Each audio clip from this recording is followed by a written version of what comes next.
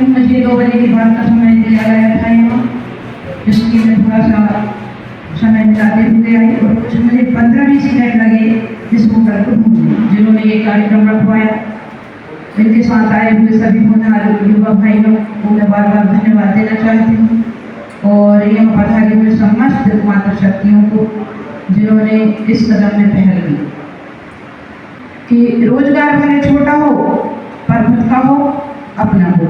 सरकारी नौकरियों के भरोसे मत बैठिए, क्योंकि अगर आप सरकारी नौकरी के भरोसे बैठेंगे तो पैसा नहीं है। उसी संबंध में आज आपकी समीक्षा बैठक ली है मैंने, और आप जुड़िए, आपके दोस्तों को जोड़िए, सभी जुड़िए। बहुत सारी योजनाएं हमारे DIC में पड़ी हुई हैं आदिवासियों की, आदिवासी वित्त विकास निगम में है, और फॉरेन कंट्री का पैसा जो आता है वो आदिवासियों को नहीं दिया जा रहा। तो आप अपने यथायोग रोजगार चुनिए, कोई फैक्ट्री डालिए, 10 लोगों का ग्रुप बना के मुझे दीजिए, और अगर मेरे पास 10 ग्रुप आ जाते हैं तो मैं बड़ी फैक्ट्री खुलवाने के लिए उसमें पहल करूंगी। 1.5 लाख की सब्सिडी आपको मिल रही है और आप सक्षम हो रहे हैं और धीरे धीरे पैसा चुका रहे, क्या गलत है? खुद के पास लगाने को पैसा नहीं है, पर सरकार के पास योजनाएं हैं, उन योजनाओं को लीजिए। पंचशक्ति कहते हैं जो हर एक के जीव में विद्वान है, ऐसी परम शक्ति बड़ा देव को कोटि कोटि वंदन, अभिनंदन।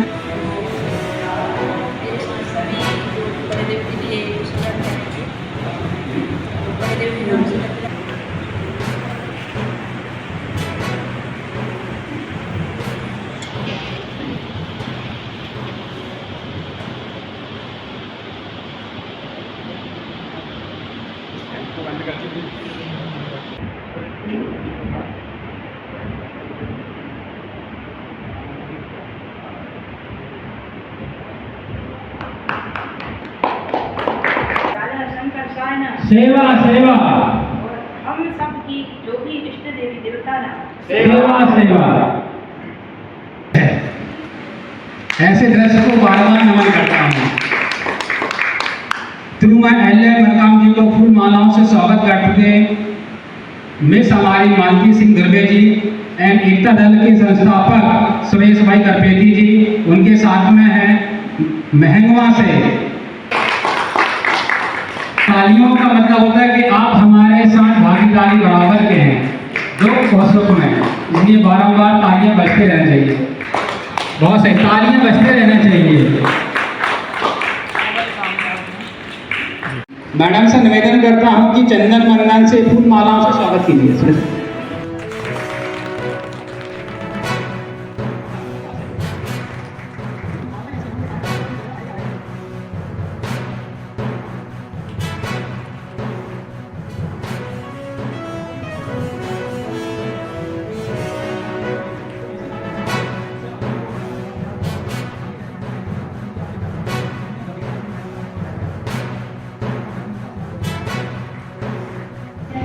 और भी है जो गेमिंग प्लेटफॉर्म वगैरह है।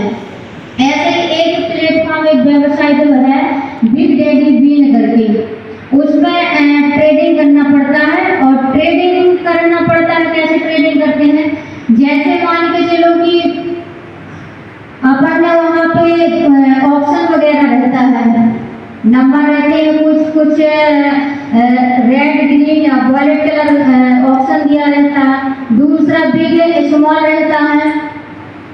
तो जैसे रेड ग्रीन में लगाते हैं अपन, 1 रुपये लगाते हैं तो उसमें 2 रुपये मिलता है, और 10 रुपये लगाते हैं तो 20 रुपये मिलता है।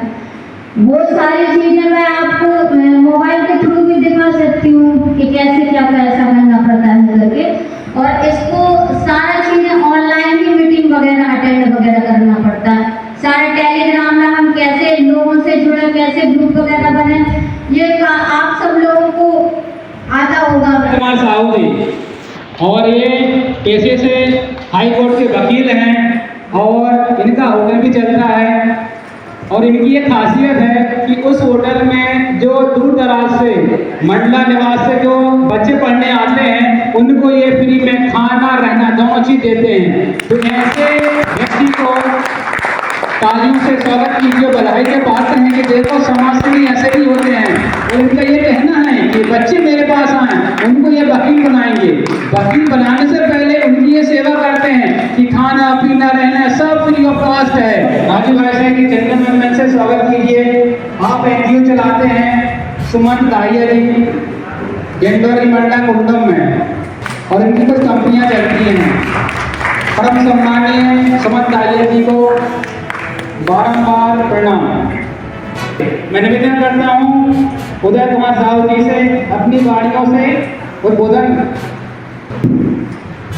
हमारे इस कार्यक्रम के संयोजक हमारे धर्मेंद्र जी, हमारी दीदी और हमारे अन्य आप सब लोग करीब मेहनत से समाज को आगे ले जाना चाहते हैं, और आपका जो आज का सब्जेक्ट है वो भी अच्छा है, बहुत अच्छा। मैं बराबर चर्चा करता रहता हूँ इस विषय में कि हम कहते गोंडवाना साम्राज्य बनाएंगे, लेकिन वो कैसे? एक महान अर्थशास्त्री हुए, उनका नाम था प्रभात रंजन सरकार। जैसे दादा हीरा सिंह मरकाम हुए, इन्होंने राजनीतिक रूप से हमें चढ़ाने का भी संकल्प लिया। उसी तरह से प्रभात रंजन सरकार जी ने एक नई व्यवस्था दी। उस व्यवस्था का नाम उन्होंने रखा प्रोग्रेसिव यूटिलाइजेशन थ्योरी, प्रगतिशील उपयोग का सिद्धांत, प्रगतिशील उपयोगी तत्व। उसमें उन्होंने कहा, जैसे कार्ल मार्क्स ने कहा, उनके विचार अलग थे, इनका विचार अलग था। इन्होंने कहा सभी व्यक्ति को आध्यात्मिक बनाओ, व्यापार को बढ़ावा देना है। आपका सब्जेक्ट है कि है व्यापार को बढ़ावा देकर लोगों को उद्योग धंधा करने को प्रोत्साहित करके आर्थिक स्तर का जो हमारा अर्थव्यवस्था उसको पूछा कैसे उठा। दोस्तों, हम आदिवासी समुदाय से हैं, मूल निवासी समुदाय से हैं। हमारे जल जंगल और जमीन पर हमारा अधिकार होना चाहिए। इन जंगलों में जड़ी बूटियाँ मिलती हैं, इन जंगलों में महुआ मिलते हैं। महुआ से हम शराब बनाते हैं, और उस शराब का उद्योग हमारे हाथ में नहीं है। अगर हमारे लोग शराब बनाते भी हैं वो लुक छिप के बनाते हैं, उनको लाइसेंस नहीं मिला है।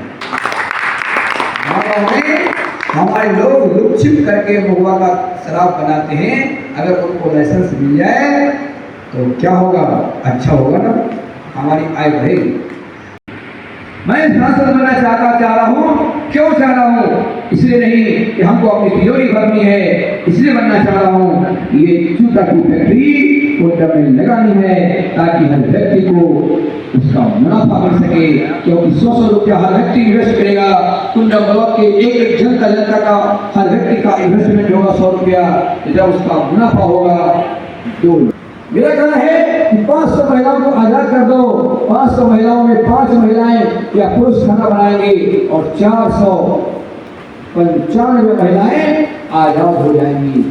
मुझे अपनी हार स्वीकार हो रही है, क्योंकि मैंने जो अनुभव किया है उस अनुभव से ये मुझे स्पष्ट पता चला कि मैं इस बार जीत नहीं रहा हूँ, लेकिन अगली बार के जीत का रास्ता जरूर साफ कर दिया हूँ। अगली बार हम जीतेंगे और संसद में जाएंगे, और आप इस बात के लिए संसद में आवाज उठाएंगे। और हमारे गोविंद जी हैं, तो जिलाध्यक्ष जनता पार्टी के, आज उन्होंने अपने भतीजा को लाया है। तो क्यों लाया है? मैंने बोला था चुनाव के क्रम में, मैंने बोला था कि आप अपने बच्चों को जो 12वीं पास हो उसको वकील बनाइए। उनकी बात उस समय पता नहीं अच्छी लगी हो या खराब लगी हो, मुझे नहीं मालूम, लेकिन बाद में उन्होंने सोचा होगा कि बात तो अच्छी है, और उन्होंने अपने भतीजा को आज लाया है हमारे पास। कहा था कि आपने वचन दिया है कि जो 12वीं पास BA पास के बच्चे वकील बनना चाहेंगे उनको हम अपने होटल में रखेंगे। तो उन्होंने लेके आया है गंभीर समस्या, क्योंकि आपका सब्जेक्ट जो है, आज का सब्जेक्ट सिर्फ आर्थिक है। गौंडी शिक्षा, धर्म सुरक्षा, संगठित समाज बनाना, समाज को आर्थिक संपन्न बनाना, प्रत्येक आदिवासी को आत्मनिर्भर बनाना। तो बोलना आत्मनिर्भर व्यवसाय, व्यापार, खैर ये सिर्फ आर्थिक बातें हैं। सामाजिक बातों पर मैं चर्चा करूँ तो इस सब्जेक्ट से हटकर होगा। लेकिन मैं एक बात जरूर कहता हूँ कि अपनी जाति में विवाह करते हैं हम लोग, अपनी जाति में बच्चों का विवाह करते हैं, ये हमारे देश में जातिवाद को बढ़ावा देता है, देश को उन्नत होने नहीं देता है। जब रात को हम जिस जाति से हैं उस जाति को छोड़ करके दूसरी जाति में शादी करेंगे अपने बच्चों का, तो हमारे देश में आज से 20 साल के बाद जो आपके लड़के हैं इनके उम्र के जो बच्चे होंगे उन्नत किस्म के होंगे है। इसमें हम अपना पैसा क्यों लगाएंगे, आम जनता का पैसा क्यों लगाएंगे, आम जनता ऐसा खाना क्यों खाएंगे, तो हमारी अर्थव्यवस्था उन्नत नहीं हो पाएगी। इसलिए हमारा बिजनेस उन्नत हो, इसके लिए जरूरी है कि हमारे समाज में जातिवाद न हो। इसलिए मैं अंतिम शब्द बोल करके अपनी बात समाप्त करता हूँ कि बाहर के सामान का हम लोग बहिष्कार करेंगे, बाहरी वस्तु का बहिष्कार करेंगे, अपनी जाति में विवाह का हम बहिष्कार करेंगे। हमारा देश, हमारा समाज कभी अविकसित नहीं होगा। हम समाज को उन्नत करके ही हम लेंगे। इन्हीं शब्दों के साथ मैं अपनी बात समाप्त करता हूँ। जय भीम, जय भारत, जय श्री राम, जय जोहार। मधुर एंड सरल और स्वभाव भाषा से उन्होंने अपने उद्बोधन में समझाया भाई सरल स्वभाव से कि हमारा जीवन यापन इतना कठिन नहीं जितना हम सोच लेते हैं। जीवन तरीका बदले तो जीने का जो रहन सहन है वो भी आसान हो जाएगा। उन्होंने अपने उद्बोधन में बताया कि जात पात से ऊपर उठकर हमें कुछ और सोचना है जो परम शक्ति ने हमें सबके लिए भेजा है। तो ऐसी परम शक्ति के जो उपदेश हैं उन्होंने अपने उद्बोधन में बताया है कि हमें जात पात से हट के व्यापार, शादी और एजुकेशन सब में बराबर का हक मिलना चाहिए। तो वो हक कब मिलेगा जब उसके लिए हम सतर्क, जागरूक और जागवान बने। तो इन्हीं शब्दों से उन्होंने उद्बोधन दिया है और उनकी वाणी को हम बारंबार प्रणाम करते हैं। निवेदन करता हूँ कि हमारे सहपाठी मीडिया प्रभारी कृपया